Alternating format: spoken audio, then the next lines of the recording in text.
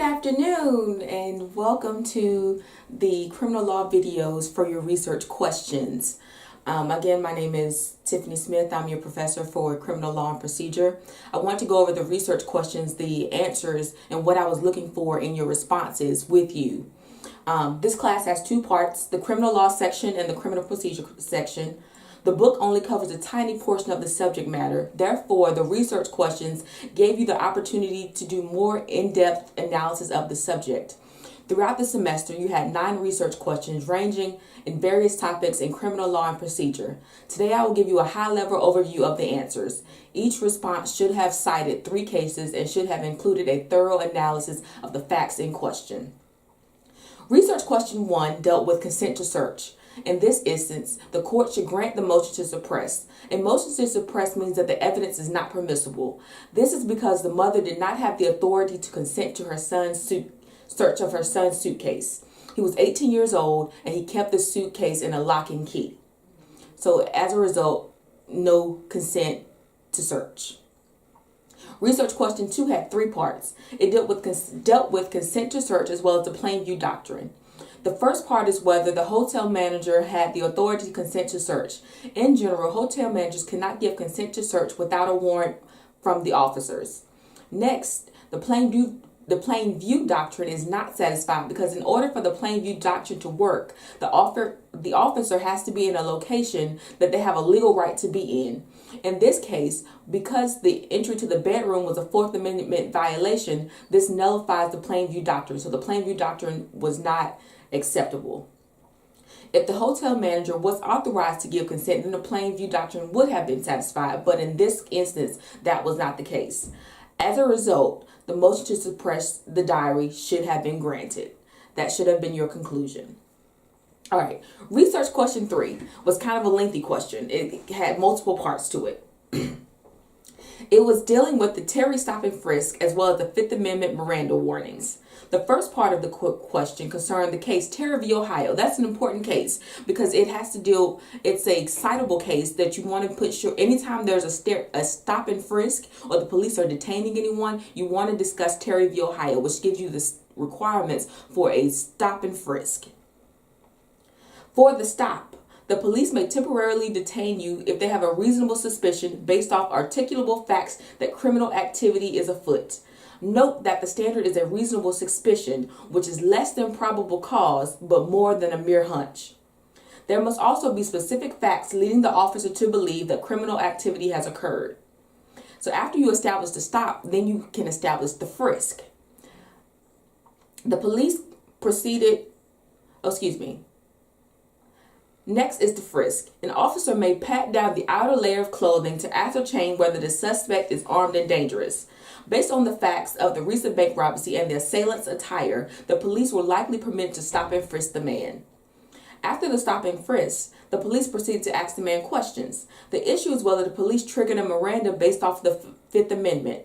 Miranda is triggered when there's custody plus interrogation. So 2 parts. There must be custody and there must be an interrogation for Miranda to be applicable. In this instance, the man was not in custody and he was free to terminate the encounter. All they did was stop and frisk him. That is not considered custody for purposes of Miranda. So he was free to terminate the encounter. As a result, he was not required to have Miranda warnings because the custody part was not, the custody element was not satisfied. As a result, he did not need to be Mirandized. Okay, research question 4 was an 8th Amendment prohibition on cruel and unusual punishment. In general, juveniles and mentally handicapped persons cannot be given the death penalty, but the law is unclear about life without parole. For mentally handicapped, there is no prohibition on life without parole. As a result, it was not cruel and unusual punishment to send the defendant to life without parole in this instance, even though he was mentally handicapped. This is because there is no prohibition on life without parole. You can't give him the death penalty, but the law is still unclear about life without parole. So if you came to the conclusion that it was not cruel and unusual punishment, I gave you credit. Research question 5 had 2 parts, the father's charges and then Sam and Pete's charges. The father could likely be charged with involuntary manslaughter. Being charged does not mean he will be convicted, but a good case could be made that due to his negligence in leaving the child home alone, he was guilty of involuntary manslaughter, or at least could be charged with involuntary manslaughter. For the burglars, they could be charged with felony murder. They broke and entered into the father's house with the intent to commit a felony therein, which is the larceny. This satisfies the requirements for a burglary. Burglary is considered one of the inherently dangerous felonies satisfying the requirements for felony murder. So if someone dies while committing a burglary, the person can be charged with felony murder. In this case, the baby died while they were escaping the burglary. They had not reached a place of safety. Therefore, they can be charged with felony murder.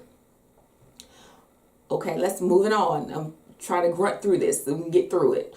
Research question 6 dealt with the elements of larceny. So you should have just discussed a straight larceny. It's the trespassery or unlawful taking and carrying away of the personal property of another with the intent to steal.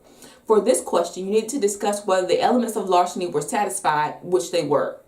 The question then asked you about felonious larceny or larceny with a deadly weapon. Larceny is either grand larceny or petite larceny, depending on the value. In this instance, the value was $2,000, making it grand larceny, which is a felony.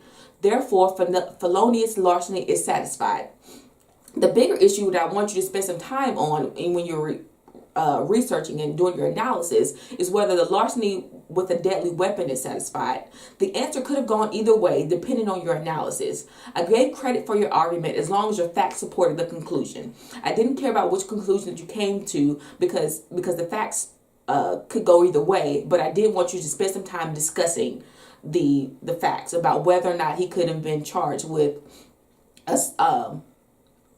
larceny with a deadly weapon. Okay. All right, research question 7. The first part of research question 7 should have discussed homicide, particularly felony murder. In general, murder is the unlawful killing of another with malice of forethought. There are 4 ways to satisfy malice. You should have discussed each. For felony murder in particular, you should have discussed the crimes which satisfy the inherently dangerous element and discuss how assault merges into the underlying murder and is therefore not one of the crimes constituting an inherently dangerous felony. So, the assault merges with the murder and therefore does not satisfy the felony murder requirement. But it could just be murder, so you have to discuss both murder and felony murder. For the second part of research question, you should have discussed self-defense, including the definition and its elements. So what is a self-defense and what are the elements of it and were they satisfied? In addition, you should have discussed the initial aggressor doctrine. So you should have discussed whether an initial aggressor can still plead self-defense, even though they provoke the entire event. So you should have discussed that in the law in North Carolina. And so you should have done your research to find out what that law is. Okay, research question 8. You are to discuss the distinction between principals and accomplices. Accomplices aid or encourage with the intent that the crime be committed. This response should have been fact-intensive, discussing the elements of accomplice liability. Your conclusion was not as important as the analysis. So I just wanted a detailed discussion of the facts in your cases that support your conclusion. I didn't really care what the conclusion was, but I needed to know that you understood what the elements were. And the same goes for research question 9, which establishes the elements of attempt. For this question, I really wanted you to discuss the overt act requirement. So your analysis should have focused intensively on this element, specifically discussing whether showing up at the house with a gun is an act sufficient enough to constitute attempted murder. The conclusion for research question 9 was not as important as the analysis. So for research question 8 and 9, I wanted you to really give me a fact-specific analysis and really dig into the heart of the facts. I didn't really care about the actual conclusion and what the result that you came up with. Okay, so I hope you enjoyed this class and learned a lot about criminal law and procedure. There are a lot of rules in this subject, but most are element-based and fairly straightforward. Have a great semester.